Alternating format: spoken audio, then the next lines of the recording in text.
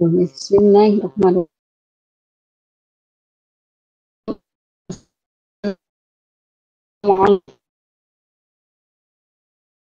Warahmatullahi wabarakatuh. Waalaikumsalam warahmatullahi wabarakatuh. Terima kasih pada pembawa acara yang telah memberikan kesempatan kepada saya untuk membawakan kultum di malam yang penuh barokah ini. A'udzubillahi minasyaitonirrajim. Bismillahirrahmanirrahim. Alhamdulillahirabbil alamin wa bihi nasta'inu ala umuri dunya waddin. Wassalatu wassalamu ala asrofil anbiya'i wal mursalin sayyidina wa maulana Muhammadin wa ala alihi wa sahbihi ajmain. Amma ba'du. Hadiratul kiram, para alim ulama, ustadz wal ustadzat, wabil khusus kepada Ustadz Tri Noviantoro Murad yang selalu kita nantikan ilmu beserta doanya rahimakumullah. Yang saya hormati kepada beliau Bapak Ustadz Misbah Husudur,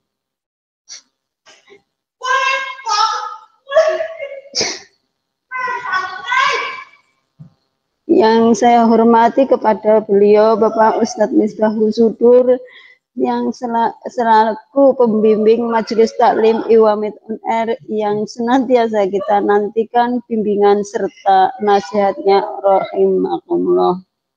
Yang saya hormati kepada Ibu Isna Hidayati dan Ibu Witiari selaku ketua dan wakil ketua Majelis Taklim Iwamit UNR beserta seluruh jajaran staf kepengurusannya rahimakumullah.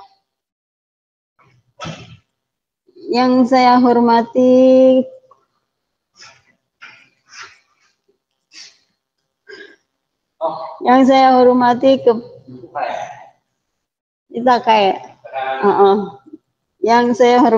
kepada seluruh jamaah Majelis Taklim Iwamit UNR dari Mawar Uwangi sampai Tulipannya yang tidak dapat saya sebutkan satu persatu, yang hadir ataupun yang belum hadir, semoga kita semuanya senantiasa mendapatkan rahmat serta hidayah dari Allah Subhanahu wa taala. Amin ya rabbal alamin. Pertama-tama yang paling utama, marilah kita panjatkan puja dan puji syukur kehadirat Allah Subhanahu wa taala. Pada malam hari ini kita masih bisa berkumpul dan bertolabul ini dalam keadaan sehat walafiat. Qaulina alhamdulillahirabbil alamin. Kedua kalinya selawat beriring salam marilah kita sanjungkan kepada baginda Nabi besar Nabi Muhammad sallallahu alaihi wasallam. Semoga kita semuanya mendapatkan syafaat dari Rasulullah kelak di yaumul qiyamah nanti. Amin ya rabbal alamin. Bapak Ibu yang hadir pada malam hari ini rahimakumullah. Perkenalkan, saya Suci dari kelompok belajar Sakura Merdeka akan menyampaikan kultum. Undur makola wala tandur mangkola. Artinya, lihatlah apa yang disampaikan, jangan lihat siapa yang menyampaikan. Ibu-ibu akan nanti Allah Suci yang menyampaikan, nggak ada artinya. Jangan dia Bu, ya, apa yang saya sampaikan nanti semoga bermanfaat. Amin ya rabbal alamin. Sebelum saya menyampaikan kultum dengan tema musahabah,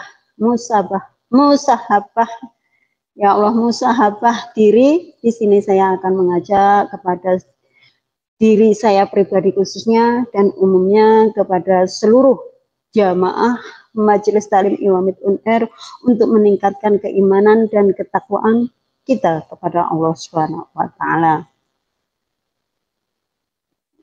Bapak Ibu jamaah rahimakumullah, bagi umat Islam, pemahaman tentang pengertian musabah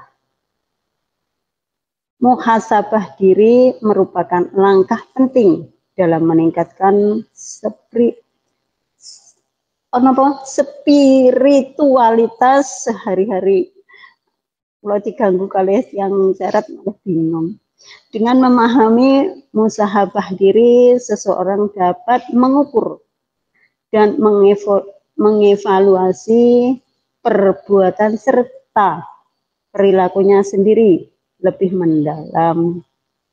Musahabah tidak hanya tentang introspeksi, tetapi juga tentang memperbaiki diri secara berkelanjutan. Mari Bapak Ibu jamaah semuanya.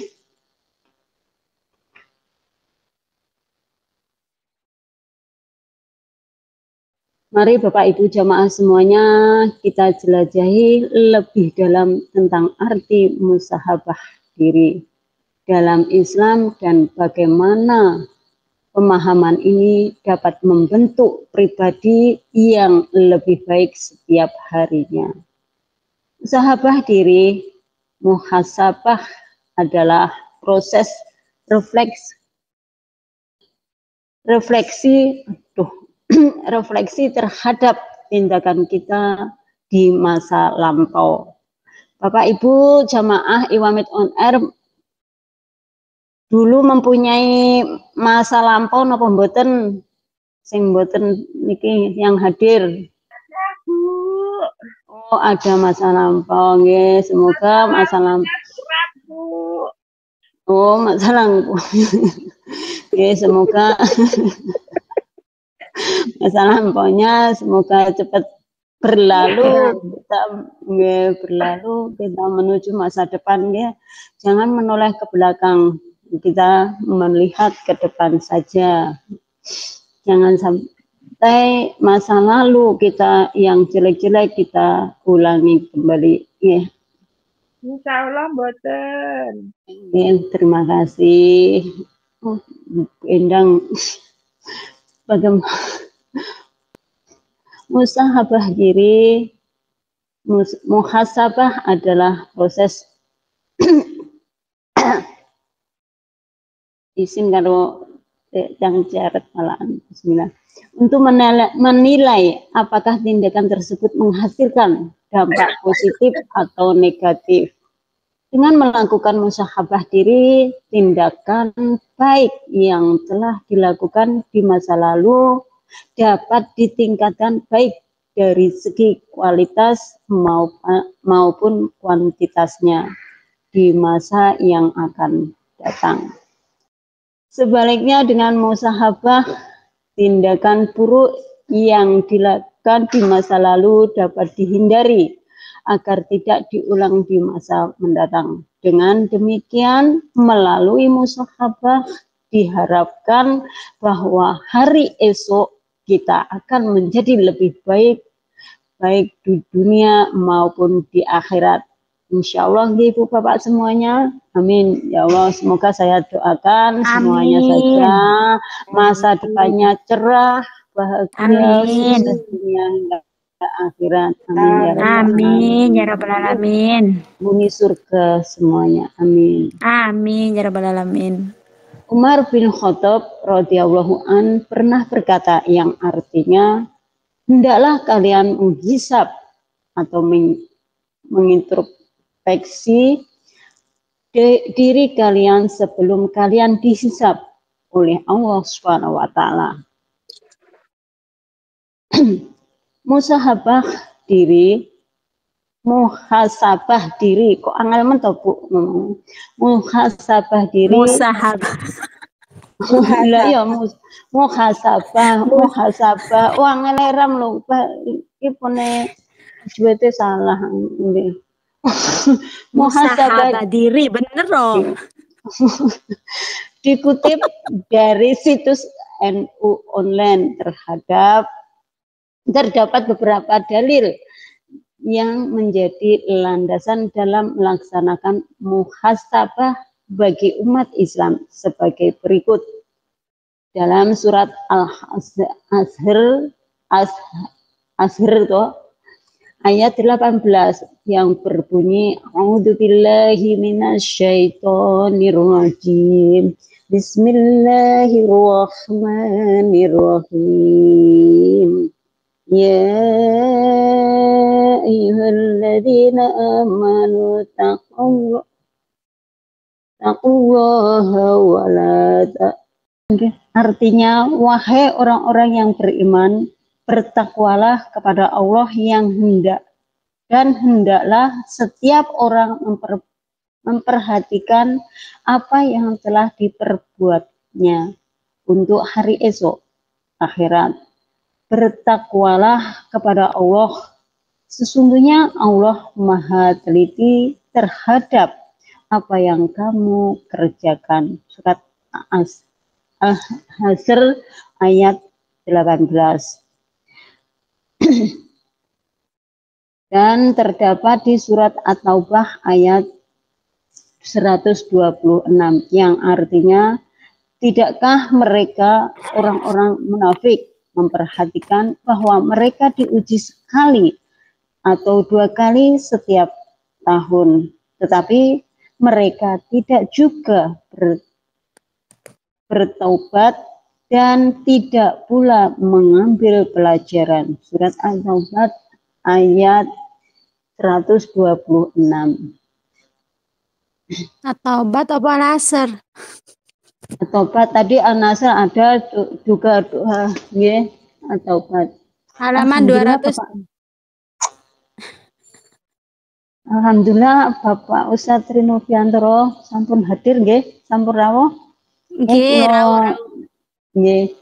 Kula demikianlah tadi kultum yang bisa saya sampaikan, kurang dan lebihnya saya mohon maaf lahir dan batin nggih Bapak Ibu semuanya. Apabila ada kesalahan dari saya pribadi, ada kebenarannya datangnya dari Allah Subhanahu wa taala. Semoga bermanfaat ya. Amin ya rabbal alamin. Terima kasih atas maafnya. Wa akhiran wassalamualaikum warahmatullahi wabarakatuh. Waalaikumsalam warahmatullahi wabarakatuh. Kesempatan selanjutnya saya kembalikan kepada pembawa acara. Oke. Terima kasih saya ucapkan kepada Ibu Suci Purwati yang telah menyampaikan kultum tadi. Isi kultum yang singkat, padat, namun sangat mantap, yang bisa menambahkan wawasan kita tentang ilmu agama. Insya Allah, apa yang telah beliau sampaikan pada kultum tadi bisa membawa kemaslahatan dan keberkahan bagi kita semuanya. Amin ya rabbal alamin. Amin. Memasuki acara selanjutnya yaitu kajian inti tanya jawab dan doa yang akan disampaikan oleh Al-Muharram Al-Ustadz Trinoviantoro Murad. Sebelumnya mari kita uluk salam kepada Al-Muharram Al-Ustadz Trinoviantoro Murad. Monggo dibuka mutnya jemaah. Dibuka mutnya. Assalamualaikum warahmatullahi wabarakatuh. Waalaikumsalam warahmatullahi wabarakatuh. Alhamdulillah. Al-Muharram Al-Ustadz Trinoviantoro Murad sudah ada di tengah-tengah kita. Sebelum beliau menyampaikan kajian inti dan tanya jawab, mari kita lantunkan sholawat kepada Nabi Muhammad Sallallahu Alaihi Wasallam. Shollu ala Nabi Muhammad.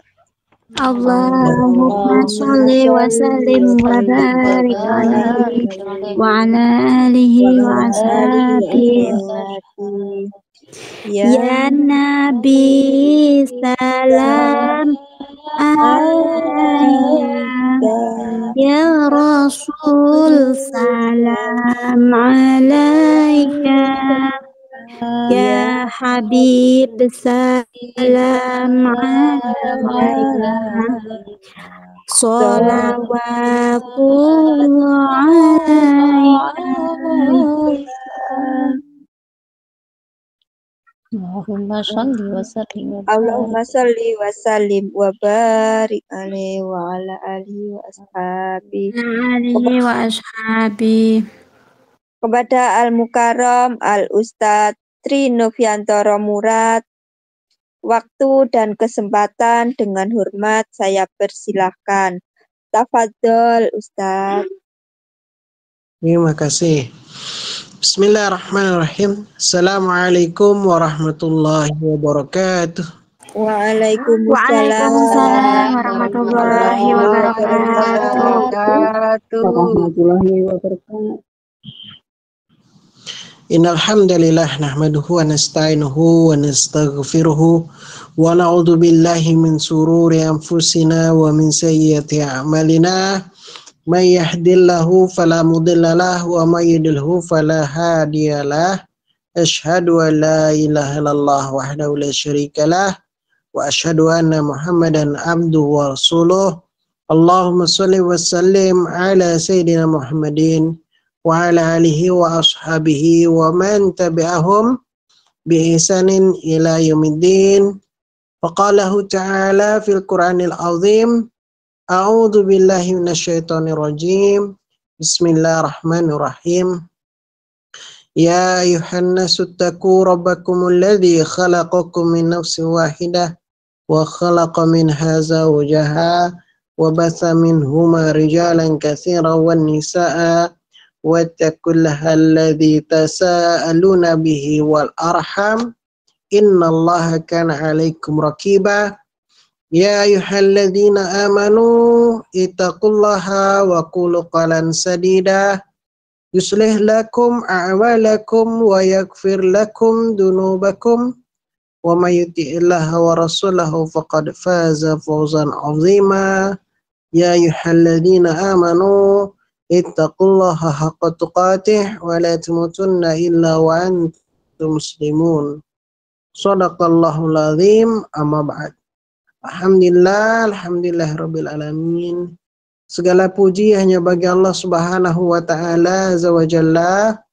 Pada kesempatan di malam hari yang penuh barakah ini, ya, kita dipertemukan oleh Allah Subhanahu wa taala. Mungkin sudah berapa lama ya dipertemukan kembali, insyaallah dalam keadaan sehat walafiat.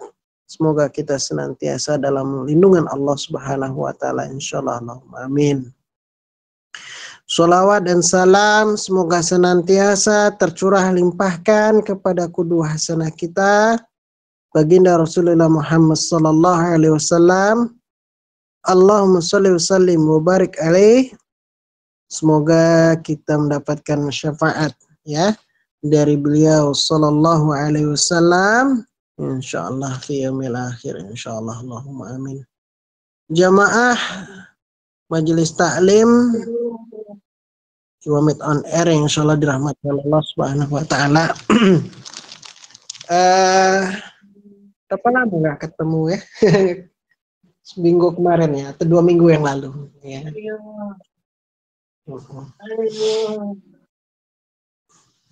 Suara masuk tuh amahnya ikut ngaji juga. Ya, malam hari ini kita akan coba untuk sama-sama untuk mengkaji ya, yaitu temanya adalah muhasabah diri ya, yang mana perlu pertama kita pahami yaitu adalah kita ini adalah manusia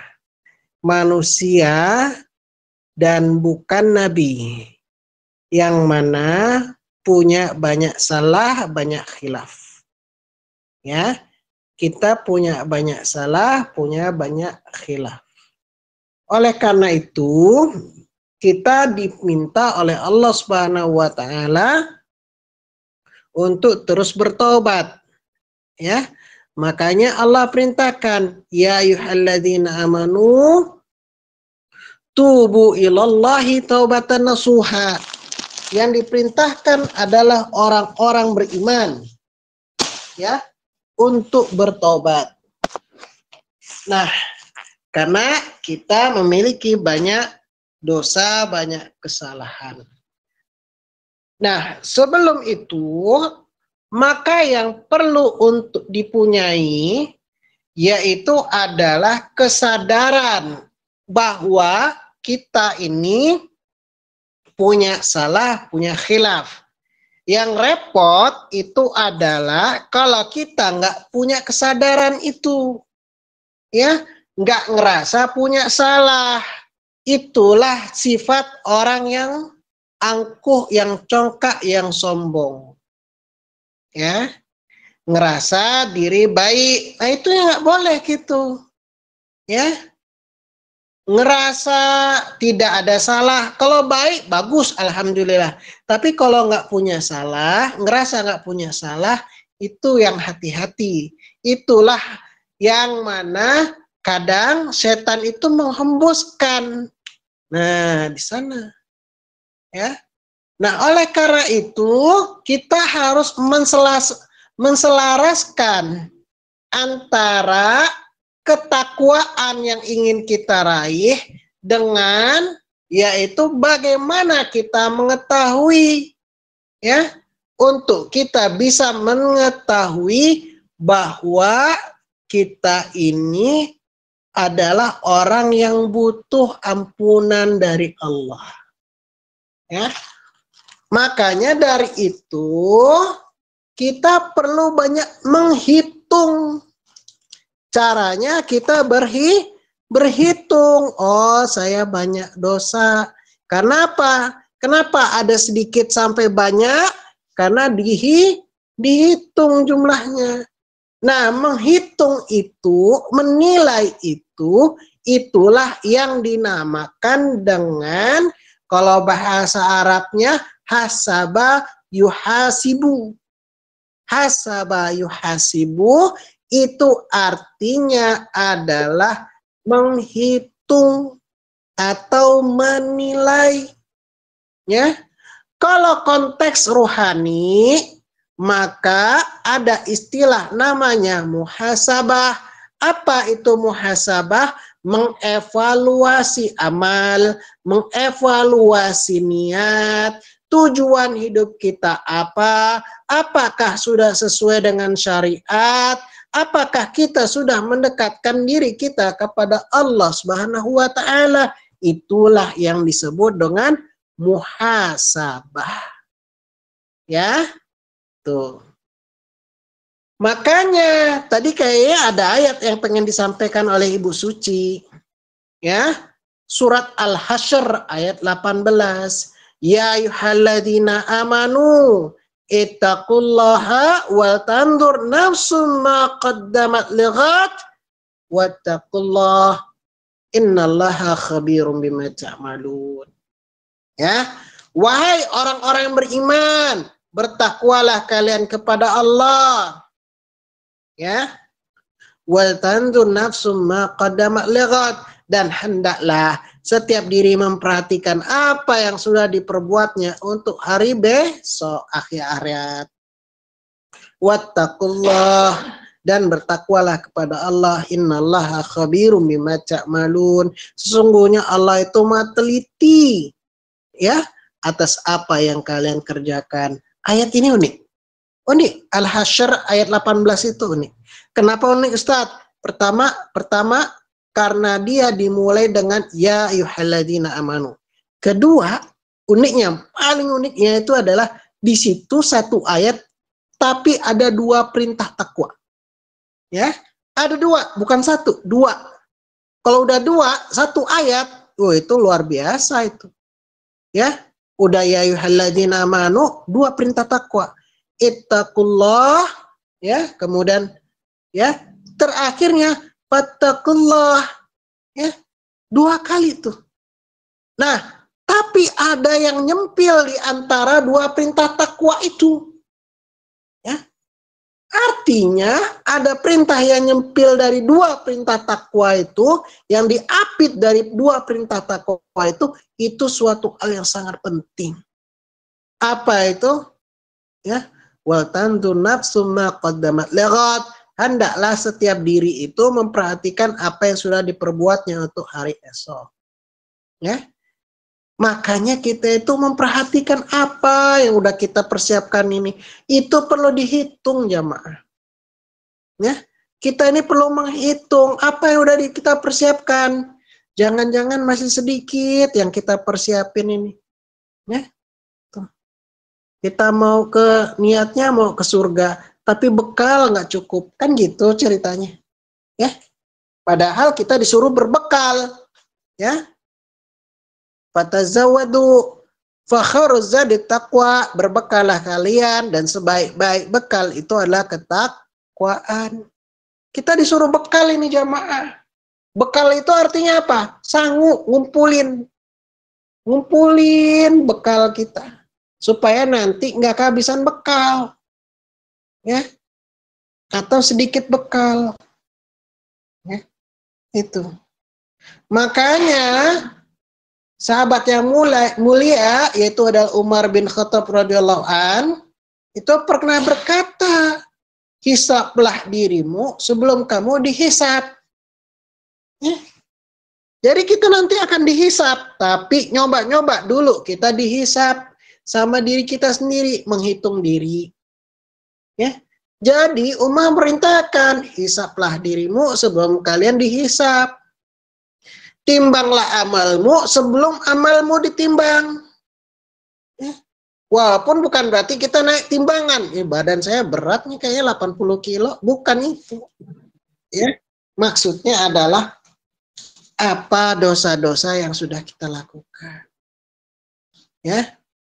Nah, apa yang perlu dimuhasabah? Kan tadi muhasabah menghitung. Lah ini apa yang perlu dihitung, Ustaz? Ya.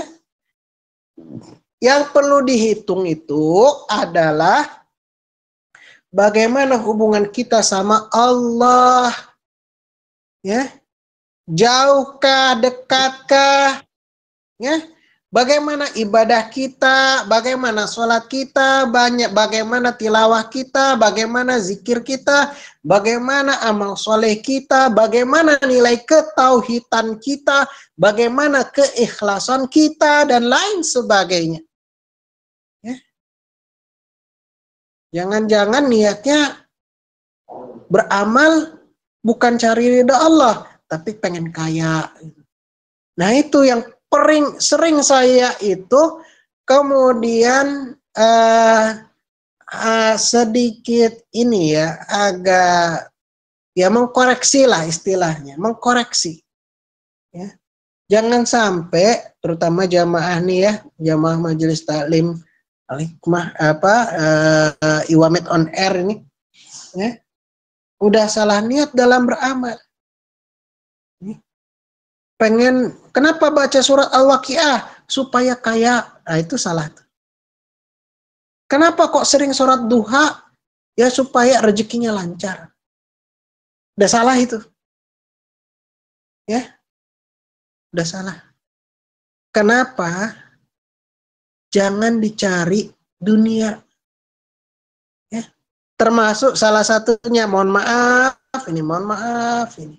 Kita pengen sesuatu, ya, cuman kemudian kita ini mohon maaf ini ya, ini mohon maaf kalau pengen misalnya mobil,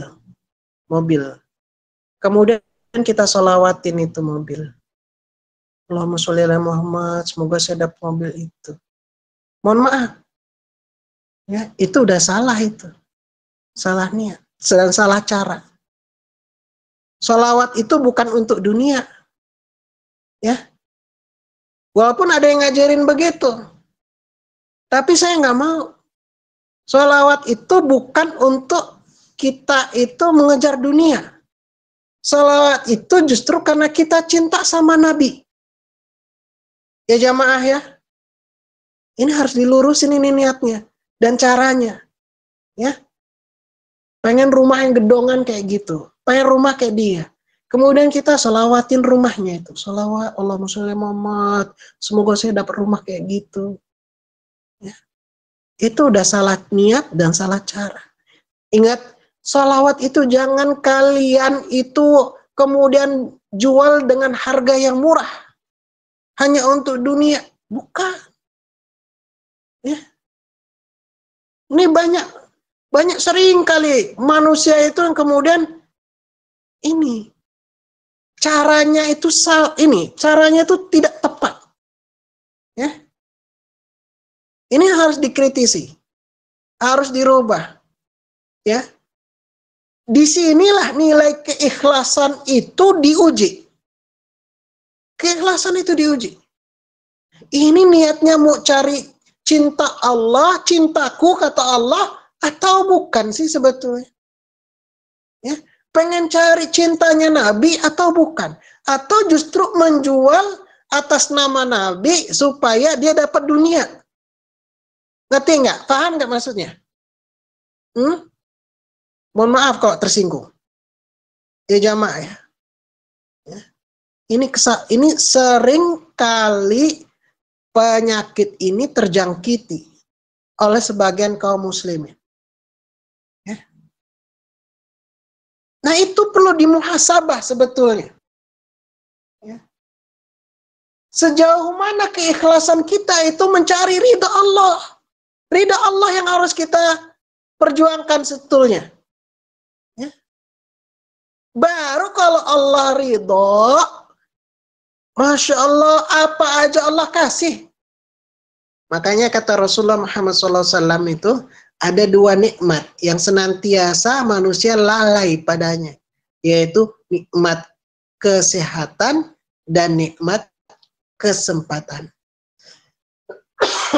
Ya, padahal umur kita terus bertambah. Ya. Siapa yang ulang tahun hari ini? Atau bulan ini? Nambah umur kan? Nambah umur. Ya. Tiap hari kita aja nambah umur. Tuh. Ya. Apalagi ini yang muhasabahkan peran kita dalam keluarga. Ya, peran kita dalam masyarakat, peran kita dengan umat ini.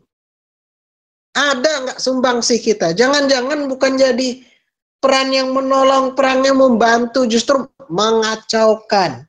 Justru yang memporak-porandakan, yang membuat kerusuhan, yang membuat perpecahan. Itu yang nggak boleh.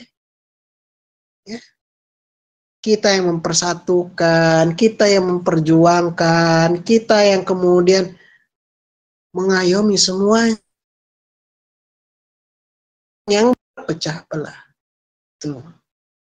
Nah jamaah sekalian, ya, pelajaran yang paling berharga jamaah itu ambil dari orang-orang terdahulu yang mulia. Ya. Rasulullah Muhammad SAW. Dan juga kalau dalam Al-Quran itu ada dua orang yang disebut dengan Qudwatul Hasanah. Pertama Nabi Muhammad SAW. Yang kedua adalah Nabi Ibrahim alaihissalam. Bagaimana ikhlasnya Nabi Ibrahim. Itu contohnya. Ya. Nah kita ya belajar dari orang-orang saleh. Ya, contoh Nabi Ibrahim, Nabi Ismail itu puncak dari ketaatan, puncak dari keikhlasan. Ya, termasuk yang mau datengin ini, ya kurban hari raya Idul Adha. Ya, kurban itu bukan cuma nyembelih hewan, bukan. Tapi menyembelih ego kita, menyembelih keserakahan kita, menyembelih cinta dunia kita, itu. Ya. Berat nggak? Berat nggak? Kurban itu berat nggak? Berat jemaah? Berat. Harus dikatakan. Kurban itu, ya. Kalau misalnya ayo ada yang ngajak gitu ya, uang 3 juta itu keluar ya, tapi di situ pengorbanan ya, karena kurban itu qaraba yaqrabu kurbanan, mendekatkan diri kepada Allah ya. Ibadah yang bagus ketika di bulan haram ini bulan haram ya jemaah ya, bulan haram. Tahu bulan haram nggak ya? Inna adata syuhri indallahi isna asyara syahran fi kitabillah yauma khalaqas samawati wal ard minha arba'atun hurum dzalika dinul qayyim fala tazlimu fihinna anfusakum. Ya, sesungguhnya bilangan bulan itu adalah 12 bulan. Semenjak Allah menciptakan langit dan bumi, 4 diantaranya adalah bulan-bulan haram. Itulah ketentuan agama yang lurus. Jangan kalian menzalimi diri kalian pada waktu-waktu itu. Itu terjemahan. Ya. Nah, oleh karena itu, ya, jamaah sekalian, ya, bicara terkait dengan yang mempersiapkan di bulan haram ini. Bulan haram itu, ya, amal kita itu akan dilipat gandakan, tapi juga dosa kita dilipat gandakan. Amalan yang paling utama bulan haram itu adalah meninggalkan maksiat. Ya, jamaah, meninggalkan maksiat itu kedengarannya mudah ya. Meninggalkan maksiat, kedengarannya mudah. Tapi enggak loh, bagi sebagian itu enggak, bukan hal yang mudah. Ya. Padahal meninggalkan maksiat itu maknanya apa? Ya enggak usah ngapa-ngapain sebetulnya. Yang penting dia jalanin ketaatan, sholat, ya. Pokoknya udah sholat 5 waktu, udah cukup itu. Yang tapi meninggalkan maksiat, ya, bagi sebagian manusia itu rasanya sepertinya susah. Ya. Ibarat, ya, ini mohon maaf kalau ada yang ngerokok di sini, ya, ngerokok, ya. Atau jangan ngerokok lah, apa ya, narkoba, ya. Nah, narkoba itu bikin keren, bikin yang sering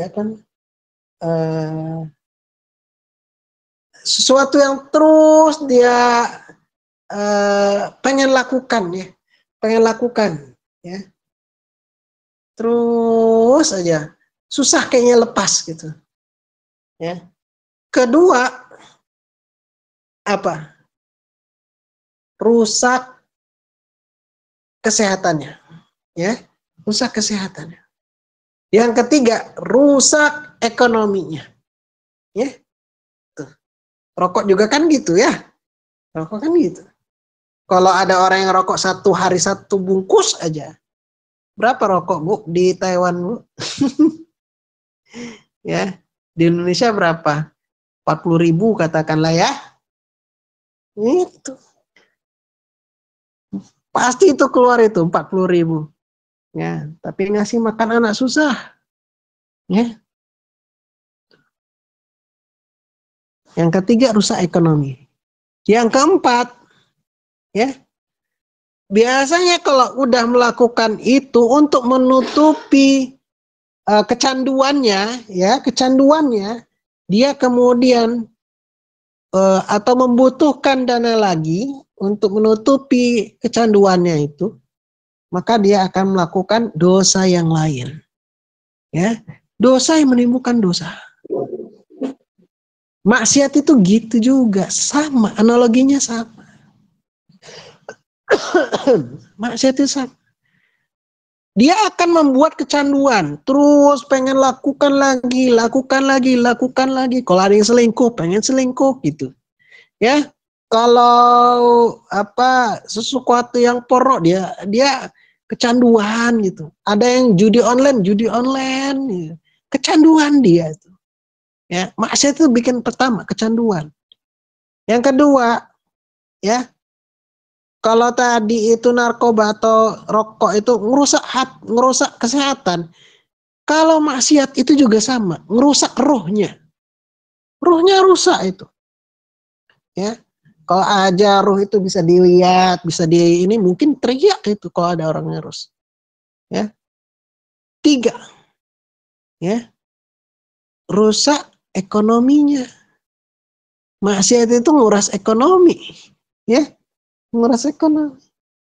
Dan yang keempat, kalau udah maksiat, dia akan menimbulkan maksiat yang lain. Dosa yang kemudian menghasilkan dosa yang lain. Ya. Padahal kan kalau meninggalkan maksiat itu kan gak usah ngapa-ngapain ya. Yang penting diam aja, duduk manis. Tapi duduk manis itu justru yang nggak bisa. Ya. Paham ya sampai sini ya? Tuh. Nah jamaah sekalian. Makanya untuk itu kita ini karena punya nafsu. Karena nafsu itu inna nafsa la'amratu bisu. Ya, illa ma rahima rabbi, sesungguhnya nafsu itu selalu akan mengarah kepada keburukan kecuali yang diberikan rahmat oleh Tuhan. Bagaimana caranya itu? Nafsu ini, nafsu itu. Ya, kita coba kekang. Ya. Tuh. Ya. Nah, gambarannya ya, apalagi ini ada momen Idul Adha. Ya, saya ngingetin ini. Ya, apakah kita sudah siap kalau untuk kurban? Ya. Karena apa? Karena itu bukan hanya sekedar mampu materi, tapi juga siap secara rohani. Ya, karena korban itu dia ngajarin gini jamaah. Tunduk sama perintah Allah, ibadah. Dia juga ibadah berbagi kepada sesama, ada ibadah sosialnya.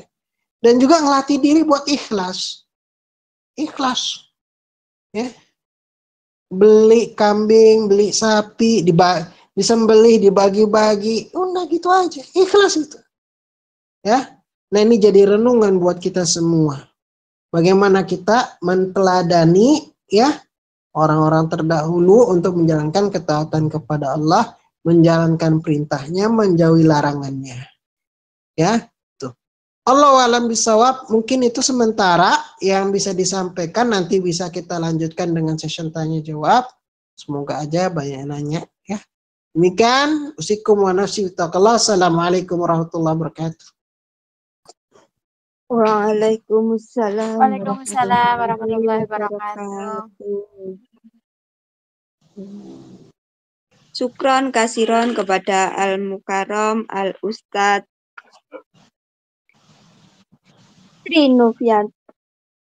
Trinoviantoro Murad yang telah menjabarkan muhasabah diri.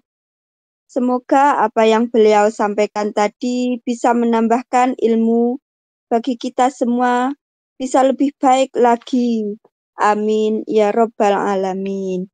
Masuk ke sesi tanya jawab. Monggo jamaah yang mau bertanya dipersilahkan dengan password Iwamit Jihad yuk. Allahu Akbar. Barokallah. Monggo yang mau bertanya, ibu-ibu. Assalamualaikum warahmatullahi wabarakatuh. Waalaikumsalam warahmatullahi wabarakatuh. Iwami jihad ya Allahu Akbar barakallah. Bapak saya Miftah dari Thailand. Thailand? Taiwan. Thailand ya, Thailand. Dari Banyuwangi. Ingat Bapak. Ini saya izin bertanya. Kalau kita ini kan mendekati di luar tema nggih. Mendekati Idul Adha.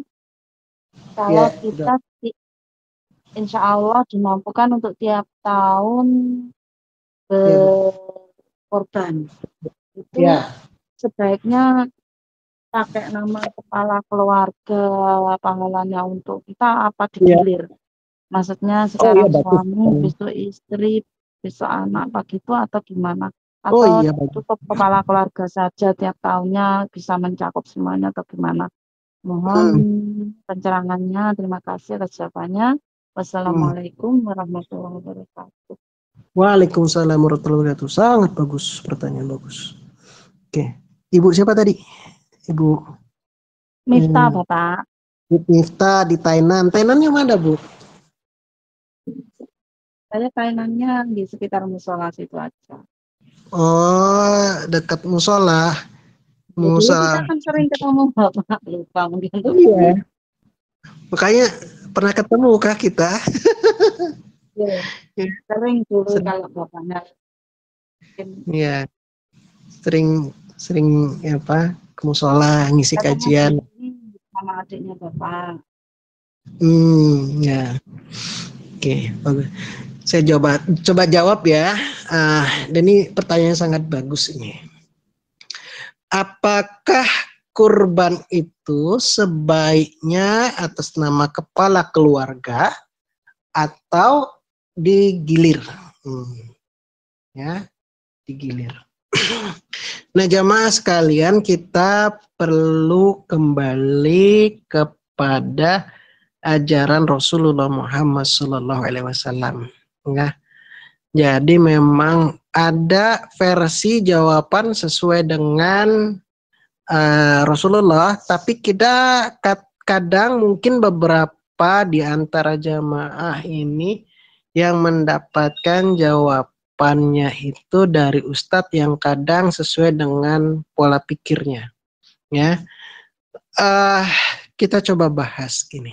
Ya, Rasulullah Muhammad SAW itu senantiasa berkurban setiap tahun.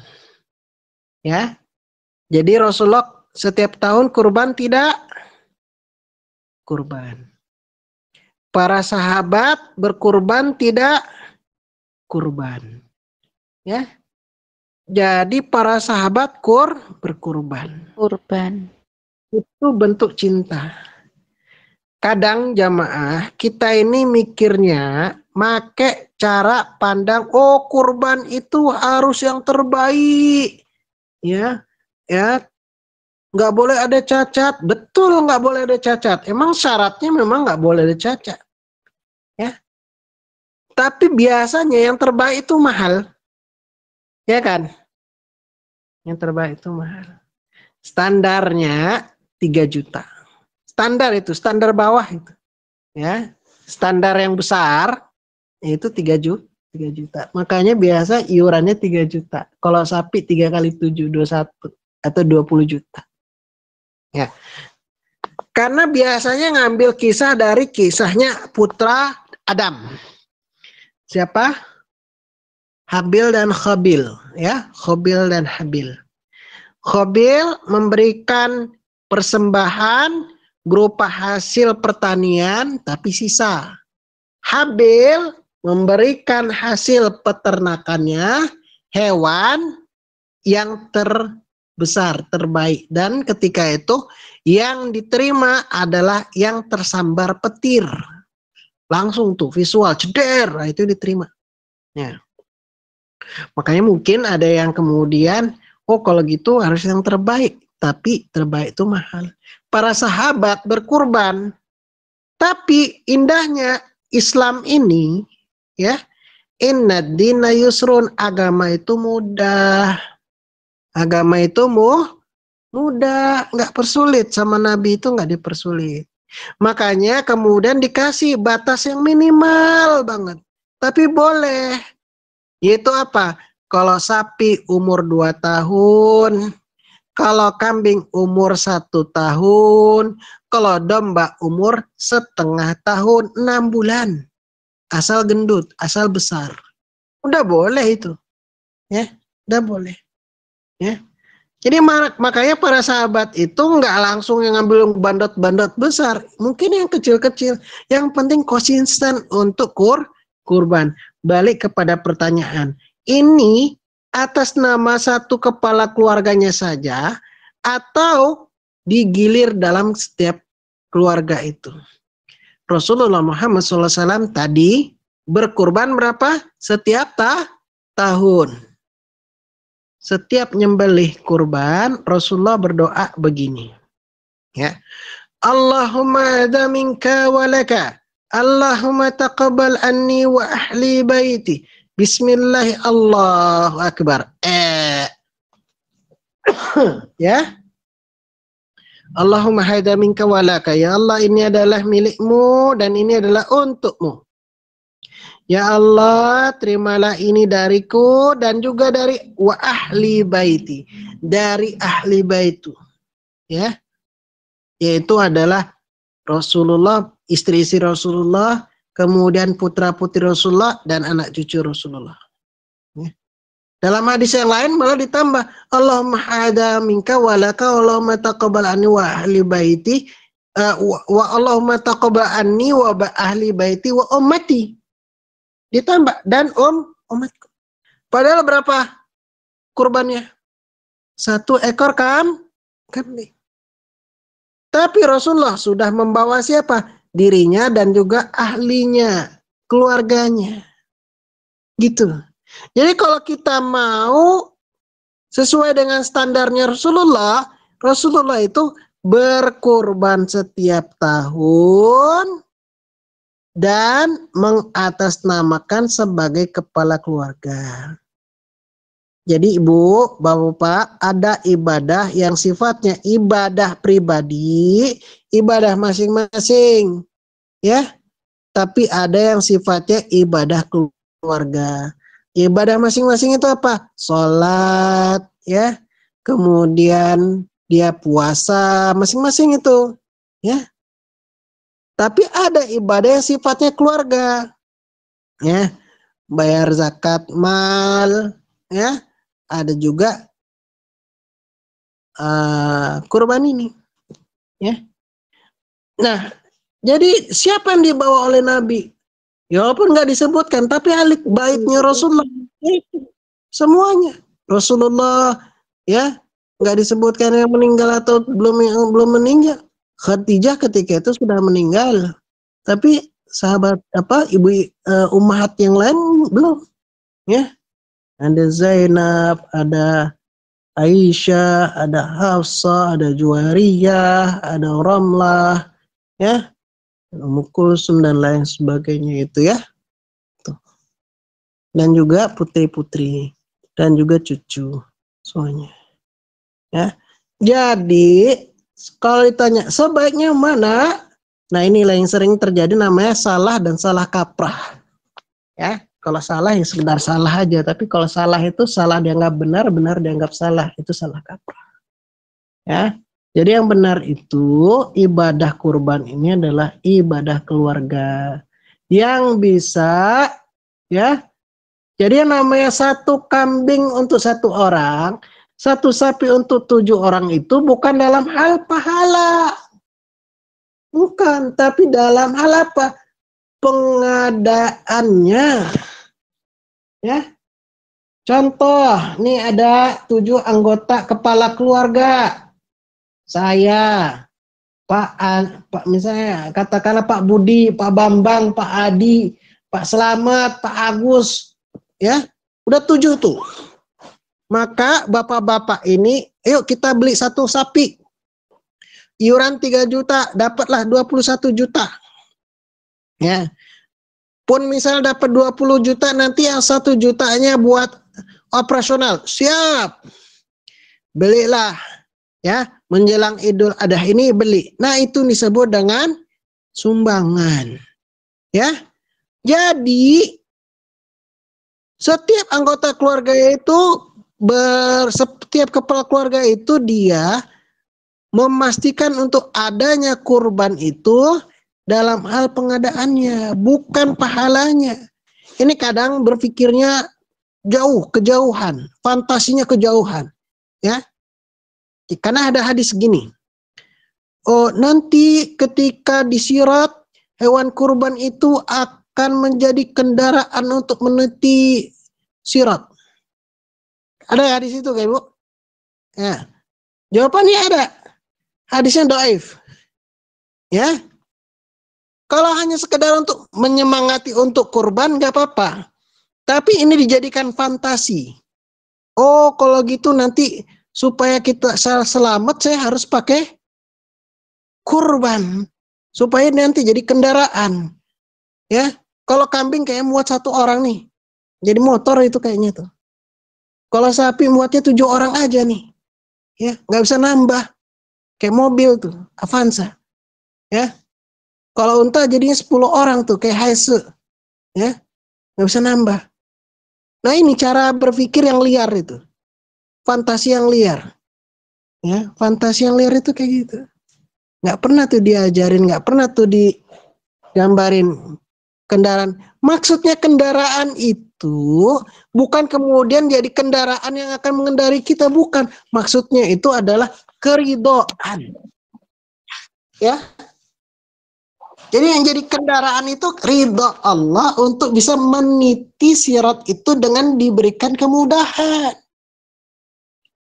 Kalau misalnya ada orang yang kemudian tiap tahun kurban, ya katakanlah si Bapak Budi, Pak Budi tiap tahun kurbannya kambing lah, tiap tahun kurban. 40 tahun dia misalnya kurban 40 kambing. Apa dia mau kemudian mengendari 40 kambing itu? Satu orang ngendari 40 kambing, gimana ceritanya? Oh, ini bakal jadi motor, ini dapat 40 motor itu. Kalau logikanya fantasinya liar kayak gitu, dia akan jadi motor. Ya kendaraan, tapi sampai 40 tahun 40 motor. Ngendarin satu aja udah cukup, ngapain 40? Logikanya masuk nggak? Kalau kita berfantasi liar, sama-sama fantasi liar kayak gitu. Ya kan? Makanya nggak kayak gitu fantasinya. Kita kembali bahwa yang dimaksud dengan kendaraan itu adalah untuk mencari, bagi sarana untuk mencari ridha Allah. Itu maksudnya. Bukan, oh nanti satu kambing itu cuma boleh 1 orang. Kemudian sapi itu cuma bisa 7 orang, nggak bisa nambah. Bukan, itu bukan kayak gitu. Rasulullah itu justru yang ngajarin, Allahumma hadza minka wa laka, Allahumma taqal anni wa ahli baiti wa ummati bahkan. Ya. Jadi maksudnya 1 kambing itu pengadaannya 1 orang. Ya, Bu, pengadaan 1 kambing itu nggak boleh. Ini 1 kambing tapi 5 orang, nggak boleh. Nggak boleh, nggak jadi kurban itu. Nggak sah. Maksudnya 1 kambing itu hanya boleh 1 orang untuk pengadaan. Maksudnya, pahalanya bawa semua anggota keluarganya. Gitu loh, saya nih katakanlah. Ya, saya. Maka saya serahkan, Bapak ini saya serahkan, tolong diamanahkan, tolong ini ada uang 3 juta, kurban ke sini misalnya ya, katakan itu. Tolong diberikan kambing 1 atau 1/7 sapi. Ya. Tuh. Pahalanya saya bawa seluruh anggota keluarga saya. Itu yang benar. Paham sini jamaah? Ini pertanyaan sangat bagus ini. Bukan seperti yang kita saat ini, terutama di Indonesia, itu pahami. Ini yang disebut dengan salah kaprah itu tadi. Yang salah dianggap benar, yang benar dianggap salah. Memang terjadinya di Indonesia yang kayak gini. Pemahaman kayak gini. Sama nggak di kampung kayak gitu juga nggak? Ustadz. Tapi kalau misalnya, oh ini seluruh majelis taklim Iwamit on air nih ada berapa? Katakanlah 100 orang ya. Katakanlah 100 orang. Nah, kami nyumbang 100 orang 1 sapi, nggak diterima. Salah. Ya. Bukan kurban itu namanya kalau 100 orang. Ya. Kurban itu kalau sapi hanya bisa 7. Pengadaannya loh, bukan pahalanya. Nggak bisa ini pahalanya cuma buat 7 orang aja, yang lain nggak boleh masuk. Nah itu namanya membatas-batasi. Ya, Allah itu nggak pelit kalau sama pahala. Ya, pengadaannya cuma. Ya, yang nggak sah itu kayak tadi. 1 sekolah isinya 200 anak, muridnya anak. Setiap anak sumbangan katakanlah 100.000. Ya nggak? 1 sekolah SD, setiap anak sumbangan 100.000. Kumpullah 100.000 itu. Kali 200 berapa? 20 juta kan? Dapat sapi nggak? 1. Dapat kan? Kemudian disembelih di situ. Nah itu yang kemudian, kalau cuma dari 200 tidak dihibahkan, tidak diamanahkan kepada 7 orang, dia nggak hitungannya kurban, sedekah biasa namanya. Tapi kalau misalnya disampaikan di Pak Ustadz, tolong diamanahin ya kayak gitu. Nah kayak gitu Bu, misalnya jamaah Iwamit on air nih, ada nggak sekarang ini sumbangan ini iuran kambing, ada nggak buat kurban? Ada nggak jamaah? Ada. Ada, Ada Pak. Pak Ustadz. Misalnya Ustadz, Satri, tak tolong nih, misal dari keluarga apa? Cempaka, enggak. Ini dari Cempaka, tolong ya Satria, ini dari keluarga Cempaka, tolong ya. Diminta doa, ini dari atas nama keluarga Cempaka, misalnya. 1 kambing misalnya. Saya kayak gitu. Paham ya? Udah paham apa belum? Insya Allah, Ustaz. Insya Allah. Ya, kalau selama ini salah, tadi itu ya. Kesalahannya jadinya kayak gini Bu. Ini sering saya ajarin ya.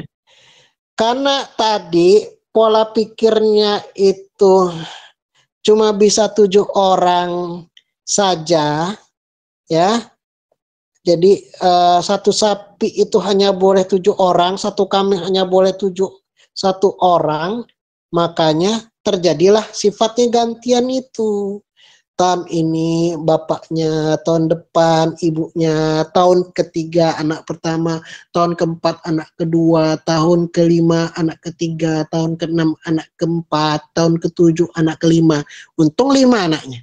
Habis itu udah, karena nggak punya uang banyak, udah bilangnya begini, alhamdulillah saya udah pernah kurban. Kapan? Tahun 2020 kemarin saya kurban. Sekarang ya wis udah selesai, nggak kurban karena udah selesai. Emang dikira khatam? Korban itu khatam apa? Enggak. Korban itu kalau punya kemampuan kurban setiap tahun. Tapi itu tadi, karena kesalahan pikir kayak gini, itulah yang menyebabkan tadi gantian, ngantri. Ya, habis itu kesalahannya menganggap kurban itu ibadah seumur hidup sekali. Nah, itu. Padahal itu ibadah setahun sekali. Ini kesalahan-kesalahan sering terjadi dalam masyarakat ya. Itu. Allahu a'lam bishawab. Mungkin ada yang mau nanya lagi, silakan. Saya Pak Ustadz. Assalamualaikum warahmatullahi wabarakatuh. Tapi di luar tema, nggih. Boleh.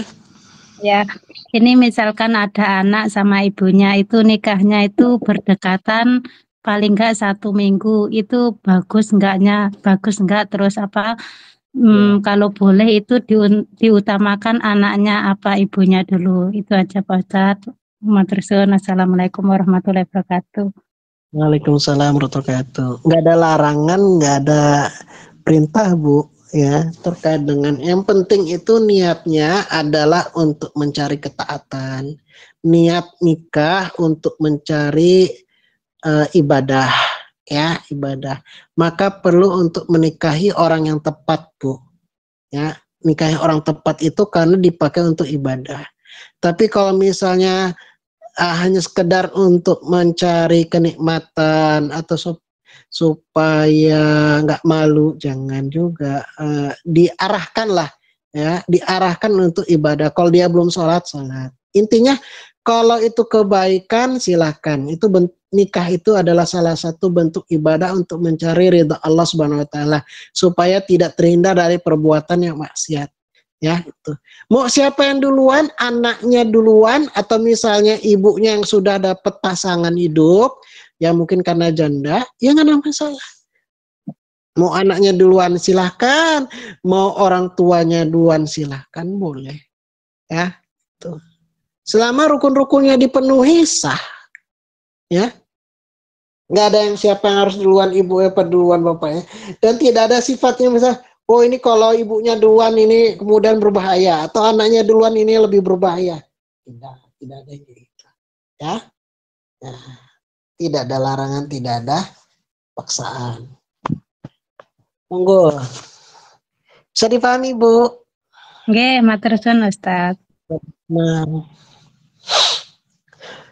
Assalamualaikum warahmatullahi wabarakatuh.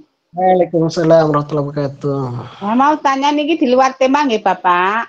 Oh, dari tadi juga luar tema, Niki nggak apa-apa. niki titipan nggih, niki ada seorang ibu itu ngangkat anak dari kecil di atas namakan aktenya atau atas nama bapak angkatnya, tapi dia sebenarnya dalam hati itu nasabnya nanti suatu saat akan dikasih tahu bahwa itu bukan anaknya, tapi sekarang belum dikasih tahu gitu. Kan pernah dengar di ustadz-ustadz itu katanya ceramah itu kita nggak boleh menghilangkan nafsat orang tuanya, harus kita berdosa. Nah, sementara ini kan aktenya itu atas nama bapak angkatnya, ngeten itu pripun bapak nih. Tapi suatu saat kalau dia sudah besar, sudah mau nikah, dikasih tahu bahwa benar dia bukan anak saya, mau dikasih tahu kamu anaknya situ gitu loh. Ngeten itu pripun nggih bapak hukumnya. Ya. Terima kasih atas jawabannya bapak, matur suwun. Ya, sama-sama Bu. Akte itu kan dia berdasarkan catatan sipil ya. Suatu saat itu kalau misalnya ada masalah di kemudian hari, kemudian kok saya anaknya ini kok ya ini ada akte itu. Kalau misalnya gugat warisan kok saya nggak dibagi misalnya gitu. Itu secara legal dia bisa menang. Ya. Nah, makanya Rasulullah itu di Rasulullah mengangkat anak juga. Ya. Rasulullah punya anak angkat namanya Zaid, ya. Zaid bin Harisah. Ya. Maka tidak pernah kemudian Zaid itu disebut dengan Zaid bin Muhammad, tidak ada. Ya. Dulu pernah Zaid bin Muhammad. Kemudian Allah larang. Ya. Maka diganti dengan Zaid Maula Muhammad. Ya. Jadi bukan Zaid bin Muhammad, tapi apa? Zaid Maula Muhammad. Ya. Jadi istilahnya namanya Maula, bukan bin. Ya. Nah, repot juga ini kalau berkaitan dengan catatan sipil ini ya. Tapi sih sebaiknya ya kita bilang aja ke catatan sipil. Ini sebetulnya beliau ini diangkat anak ya. Cuman untuk catatan sipil begini, saya juga nggak paham ini ya Bu ya. Saya bukan orang catat departemen dalam negeri ya. Tapi seharusnya kalau dalam kacamata agama itu enggak boleh. Harusnya kalau dalam kacamata agama ini Bu ya, dia disebut dengan fulan maula fulan. Gitu. Karena ada hak-hak yang mana anak angkat itu dibedakan dengan anak kandung. Ya. Nanti contoh, ibu angkat tidak boleh buka jilbab di depan anak angkat. Ya. Ibu angkat tidak boleh buka jilbab di depan anak angkat. Ini banyak salah terjadi nih. Ibu angkatnya kayak nganggap anak aja buka jilbab gitu di depan anak angkat. Enggak. Ibu angkat tidak boleh membuka jilbab di depan anak angkat. Beda sama anak kandung. Kalau anak kandung sama ya ibu kandungnya karena mahram ya, maka dia boleh buka jilbab. Tapi kalau anak angkat nggak boleh buka jilbab. Gitu. Yang nanti agak lebih parah itu dalam kasus kayak misalnya jual beli, dalam kasus ya waris, nah itu jadi masalah nanti. Itu ibu angkatnya itu nggak punya anak sama sekali ya, cuma ngangkat anak itu satu itu saja Bapak. Iya, mengangkat anak nggak apa-apa. Ya, sebagaimana Rasulullah mengangkat anak, tapi namanya itu jangan pakai bin. Binnya itu loh. Nah, tapi aktenya itu kan dari kecil dikasih nama bapak angkatnya, ini bin itu gitu loh. Nah, anak itu namanya bin bapaknya. Nah, kalau yang masalah akte itu, karena itu bagian pemerintahan, saya nggak tahu cara jawabnya kayak mana ya. Seharusnya tidak seperti itu, ya. Harusnya tidak seperti itu ya, kita bilang aja bin Adam gitu aja. Nanti orang catatan sipil paham kok itu. Si Anu bin Adam, oh kan bin Adam kan? Iya Nabi Adam nih guys. Iya, kalau ditanya ini binnya siapa? Bin Adam. Kan gitu kalau orang ketika lagi yasinan kemudian baca silsilah ya. Ini kalau nggak tahu ini si Fulan ini bin siapa ya? Fulanah ini bin siapa? Bin Adam kan? Mariono bin Adam ya. Karwati bin Ada binti Adam. Yes. Oh berarti benjen kalau nikah ngoten niku seandainya nikah kan mesti dibacakan namanya ini bin siapa gitu nggih. Kan anaknya laki-laki yang diangkat itu loh maksudnya kan. Tapi kan nanti seandainya nikah berarti bin Adam apa bin Fulan ngoten. Bin Adam ngoten nggih Bapak. Bin Adam aja paling aman. Oh bin Adam nggih. Tapi nggih Bapak kandungnya itu tahu namanya. Maksudnya tahu nanti seandainya nikah berarti diganti aja kalau pas ijab ngoten niku nggih ini bin itu Bapak aslinya ngoten nggih. Ya, tapi dia harus karena jangan sampai dia memahami kalau itu ibu kandungnya itu ternyata bukan induk kandung, itu bahaya. Bilang aja secara dari kecil ya dia bukan ibu kandung. Karena apa? Nanti ada perlakuan yang berbeda antara ibu kandung dengan ibu angkat. Ya, nggak bisa ibu kandung walaupun dia nggak punya anak nih, si ibu nggak punya anak, ya, tapi nggak bisa perlakuannya. Anak angkat itu sama anak kandung nggak bisa sama, nggak bisa main asal peluk-peluk, nggak boleh, ya, nggak boleh main asal peluk-peluk itu anak angkat asal peluk-peluk. Kalau anak kandung peluk walaupun udah gede nggak apa-apa, ya. Kan anak angkat nggak boleh asal peluk-peluk, gitu loh, ngerti nggak? Ya? Karena dia bukan ngertos.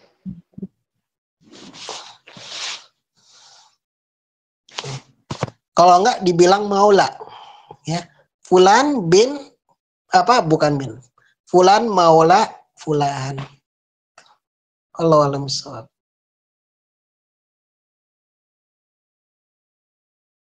Monggo silakan. Udah banyak nih kumpul kambingnya ya.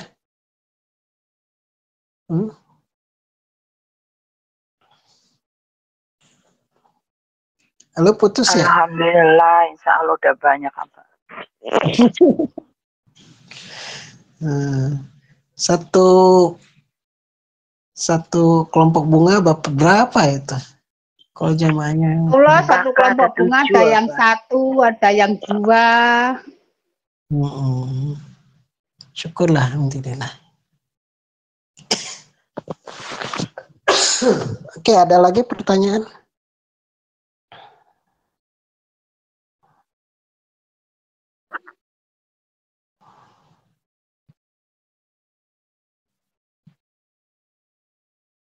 Kalau tidak ada, minta barokah doanya Ustadz.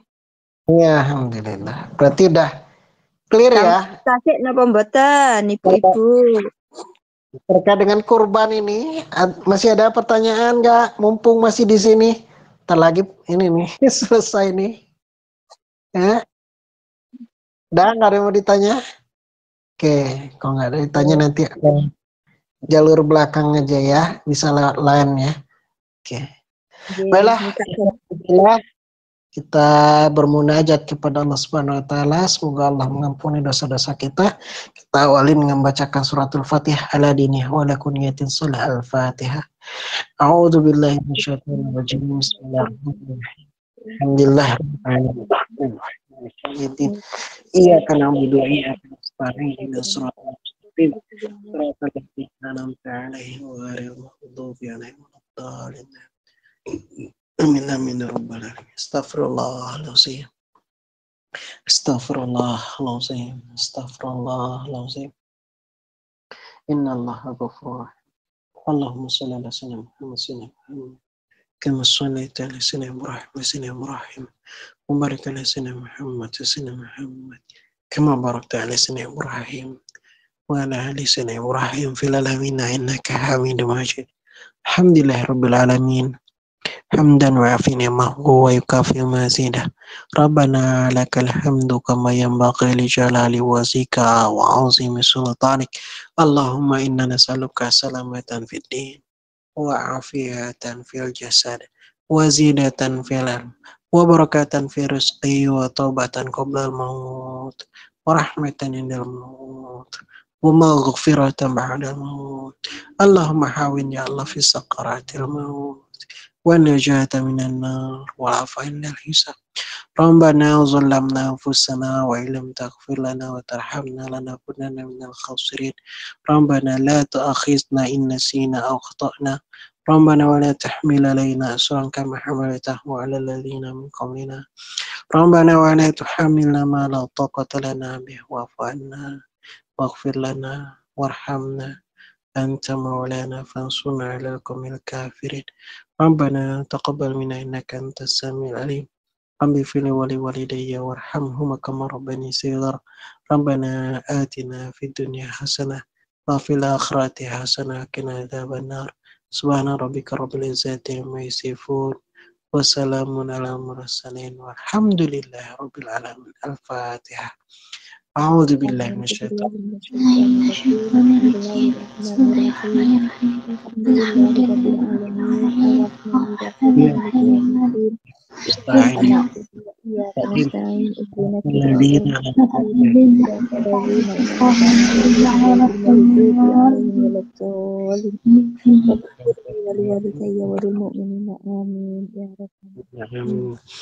Amin amin ya rabbal alamin. Alhamdulillah. Alhamdulillah rabbil alamin. Inilah yang bisa disampaikan, lebih kurang mohon maaf. Tadi mohon maaf kalau misalnya ada kata-kata yang kurang berkenan, ada kata-kata yang menyinggung perasaan dan lain sebagainya, mohon dimaafkan ya jemaah ya. Kepada Allah saya mohon ampunan. Bila taufiq wal hidayah. Wa akhiru da'wana alhamdulillah rabbil alamin. Assalamualaikum warahmatullahi wabarakatuh. Waalaikumsalam warahmatullahi wabarakatuh. Terima kasih umumnya Ustadz.